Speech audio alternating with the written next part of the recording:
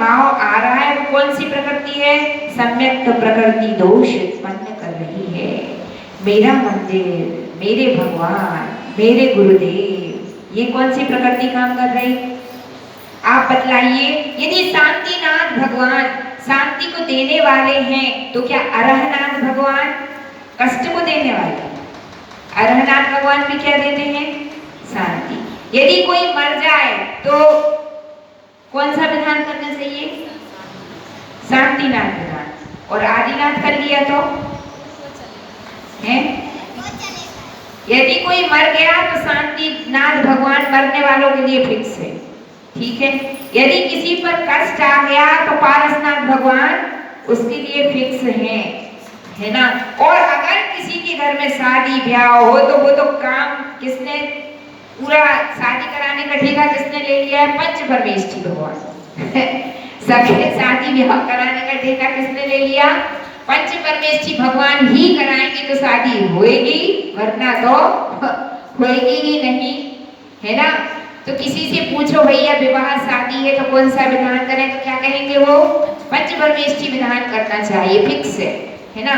और यदि शांतिनाथ का कर लिया तो अरे रे रे रे रे अमंगल कर दिया, कहाँ शुभ कार्यों में मरने वाले शांतिनाथ बुला दिए। तो क्या शांतिनाथ अमंगल को करने वाले हैं क्या? शांतिनाथ तो चाहे तुम शादी ब्याह में भी शांतिनाथ विधान कर लो तो क्या होगा? कार्यक्रम मांगलिक ही होगा, है ना। और यदि कोई मर जाए उस समय पंच परमेष्ठी कर लो तो कोई बाधा नहीं है। एक बार एक सज्जन थे, डॉक्टर साहब, उनके बेटे का विवाह था। उन्होंने हमसे पूछा कि माता जी विधान करवाना है, तो उस समय हमने एक 24 तीर्थंकर विधान की तुरंत ही उसी समय रचना की थी। तो हमने कहा डॉक्टर साहब ये बहुत बेस्ट है, आप इसको करवा लीजिए। तो उन्होंने कहा माता जी आप जो कहें वो। फिर मंच पर जब गए तो किसी ने कहा पंच परमेष्ठी ये वो कि 24 तीर्थंकर भगवान क्या तुम्हारे विवाह में अमंगल कर देंगे क्या? क्या वो अमंगल करने आए हैं क्या? तो 24 तीर्थंकर भी क्या करेंगे? मंगल ही करेंगे। पंच परमेष्ठी भी मंगल ही करेंगे और शांतिनाथ भी मंगल ही करेंगे।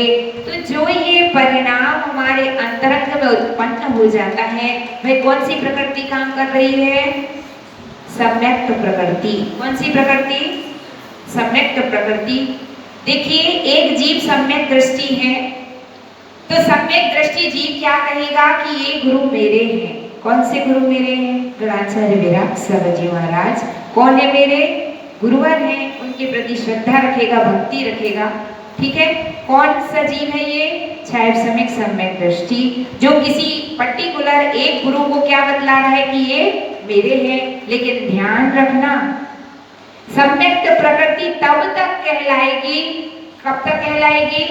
जब तक कि आप क्या कह रहे हैं कि ये गुरु मेरे हैं, मैं इनकी आज्ञा में चलता हूँ, लेकिन अन्य गुरु दिखे तो श्रद्धा से तुरंत नतमस्तक है, उनका भी हम जयकारा लगा रहे हैं, उनकी भी हम भक्ति कर रहे हैं, परंतु विशेष श्रद्धा किसी एक के प्रति इसलिए है क्योंकि उन्होंने मुझे क्या प्रदान किया है? रत्नत्रय प्रदान किया है। और अगर आपका परिणाम ऐसा हो कि मेरे गुरु ही सर्वश्रेष्ठ हैं, मेरे गुरु के सिवा कोई और दूसरा गुरु है ही नहीं, अन्य किसी को मैं मस्तक झुकाऊंगा ही नहीं, तो क्या हो गया वो? फिर अब यहाँ सम्यक्त प्रकृति काम नहीं कर रही है। आपका गुण स्थान पहला मिथ्या दृष्टि है। कौन सा गुण स्थान? सम्यक्त प्रकृति का मतलब ये नहीं है कि सिर्फ हम एक को ही मानेंगे और बाकी किसी के आगे मस्तक ही नहीं झुकाएंगे।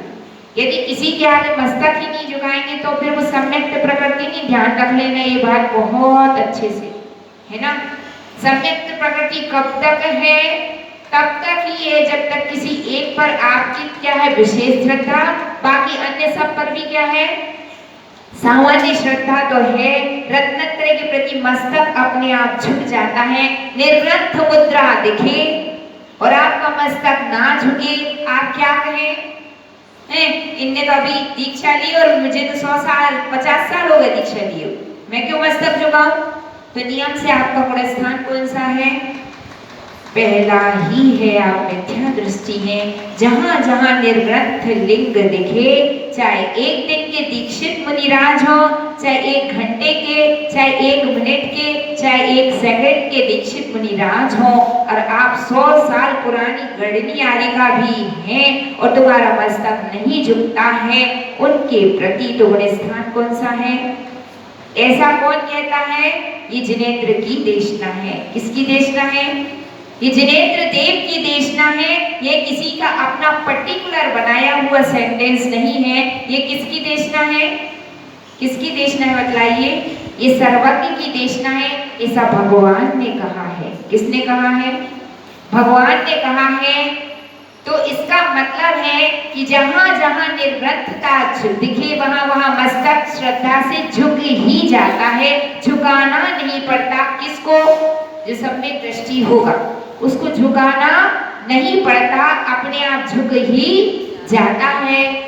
और जहां झुकाना पड़े मजबूरी में अथवा कोई झुकाए ही नहीं, तो आप ध्यान रख लेना कि वो जीव क्या है? मिथ्या दृष्टि है।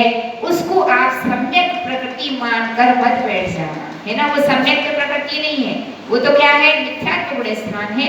फिर सम्यक प्रकृति क्या है?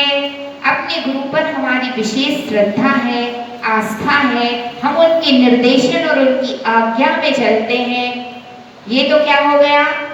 लेकिन अन्य गुरु दिख जाए, उनकी भी सेवा करते, उनकी भी भैयावृत्ति करते, उनको भी नमोस्तु करते, पर आज्ञा में तो किसकी चलते हैं? हम अपने गुरु की ही आज्ञा में चलते। तो ये कौन सी प्रकृति काम कर रही है? अब यहाँ सम्यक तो प्रकृति। कौन सी प्रकृति? किसी के प्रति विशेष श्रद्धा होना, ये कौन सी बात है? सम्यक तो प्रकृति। लेकिन अन्य के प्रति अवहेलना का भाव नहीं होना चाहिए। यदि एक के आप भक्त हैं और अन्य की अवहेलना कर रहे हैं, तो नियम से गुण स्थान तुम्हारा पहला ही है, चाहे तुम हमारे कितने भी भक्त रहे आओ। मान लीजिए कि कोई भक्त है जो विदक्षा श्री माता जी का क्या है? परम भक्त है, ठीक है। और उसने क्या कहा? माता जी के सिवा किसी को सीसी नहीं झुकाएंगे, तो उसका गुण स्थान कौन सा हो गया? मिथ्या दृष्टि हो भैया, है ना। अब आप चाहे हमारी कितनी भी भक्ति कर लो, और कोई व्यक्ति ऐसा है कि माता जी के प्रति विशेष श्रद्धा है, लेकिन मुझे तो जो भी दिखता है मैं उसकी सेवा करता हूँ, जो भी दिखे मैं उसकी भक्ति करता हूँ, तो फिर क्या कहलाएगा? ये आपके सम्यक में सम्यक प्रकृति छाया सम्यक दर्शन है, इसलिए सम्यक प्रकृति काम कर रही है, लेकिन अवहेलना का भाव नहीं है, सबके प्रति समादर का भाव है। तो आप हैं तो सम्यक दृष्टि ही। लेकिन कौन सा सम्यक दृष्टि है? छाया सम्यक दृष्टि। और यदि छाया सम्यक दृष्टि होगा तो छाया सम्यक दृष्टि होगा तो इसके लिए क्या है? संपूर्ण के विधि समान है। भरत चक्रवर्ती इसके साक्षात उदाहरण है। भरत चक्रवर्ती कौन से सम्यक दृष्टि थे? छायिक सम्यक दृष्टि। कोई भी निर्ग्रंथ मुनि राज दिख जाए, भरत चक्रवर्ती के आंखों में क्या होते थे? आंसू होते थे। जिस समय कोई निर्ग्रंथ आहार के लिए उन्हें मिलता नहीं था, तो आंखों में आंसू, तन मन मुरझाया। मंत्रीगण पूछते कि महाराज आज आपका चेहरा इतना उतरा हुआ क्यों है? आप इतने दुखी क्यों हैं? बतलाइए, हम आपके सारे कष्टों का निवारण करने के लिए तैयार हैं। भरत चक्रवर्ती कहते हैं, क्या कहते हैं? कि आज मुझे उन निर्ग्रंथ संतों का दर्शन नहीं हुआ, इस कारण मेरा मन क्या है? दुखी है। तो ये लक्षण किसके हैं? प्योर निखालिस सोना छायक सम्यक दृष्टि, 100 कैरेट का। कोई दोष नहीं है, कोई इम्प्योरिटी नहीं है, कोई गड़बड़ी नहीं है, क्या है? बिल्कुल प्योर है। कोई प्रकृति काम नहीं कर रही है, कोई भेदभाव नहीं है, एकमात्र वीतरागता दिख रही है, एकमात्र सर्वज्ञता दिख रही है, एकमात्र हितोपदेशिता दिख रही है, एकमात्र निर्गतपना दिख रहा है, एकमात्र रत्नत्रय दिख रहा है। उसका नाम क्या है? छायिक सम्यक दर्शन। बात समझ में आ गई आपको? अपना समय हो गया है। आगे हम 12वीं गाथा को कल समझने का प्रयास करेंगे इसी भावना के साथ। जय बोलिए चिंतामणि पारसनाथ भगवान की, द्वादशांगी जिनवाणी माता की।